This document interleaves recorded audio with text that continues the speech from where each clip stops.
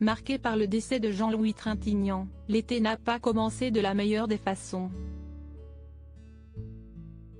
Si est ce vendredi 17 juin que l'acteur emblématique nous a quittés à l'âge de 91 ans.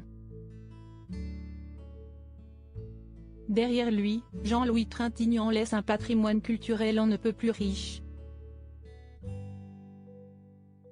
Et Dieu créa la femme, 1956, Amour, 2012, Le Fanfaron, 1962, Un homme et une femme, 1966, Z, 1969, ou encore Le Conformiste, 1970, sa carrière cinématographique aura été au moins aussi riche que sa vie personnelle. Outre sa fabuleuse carrière, Jean-Louis Trintignant était papa de 3 enfants, Pauline, Marie et Vincent, tous nés de sa relation avec Nadine Trintignant. Mais la vie de l'acteur a également été remplie de drames. Sa première fille, Pauline, est décédée à seulement 10 mois, en 1970, tandis que la seconde, Marie, s'est éteinte à 41 ans.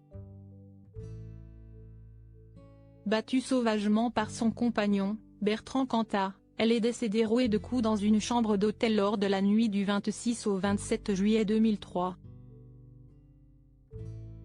Cet acte de barbarie du chanteur de Noir Désir a hanté Jean-Louis Trintignant jusqu'à son dernier souffle. Jean-Louis Trintignant ne pouvait pratiquement plus bouger lors de ses derniers mois de vie, le moins que l'on puisse dire est que le fabuleux acteur a été très diminué physiquement. Si son ancienne épouse, Nadine Trintignant, l'a décrit comme fortement affaibli, cette conclusion a également été partagée par l'écrivain et journaliste Laurent Delbono, qui était en train d'écrire la biographie de la légende du cinéma, qui sera disponible incessamment sous peu. Je savais qu'il était très mal. Il ne voyait presque plus, il avait le diabète et ne pouvait pratiquement plus bouger. Il était dans un état de souffrance. Si est bizarre quand on est sur la fin d'une biographie d'apprendre que la personne est décédée. Mais d'un autre côté, il y a une logique. La personne est morte et la biographie peut s'écrire dans son entièreté, le point final est mis, a confié ce dernier auprès de Femmes Actuelles.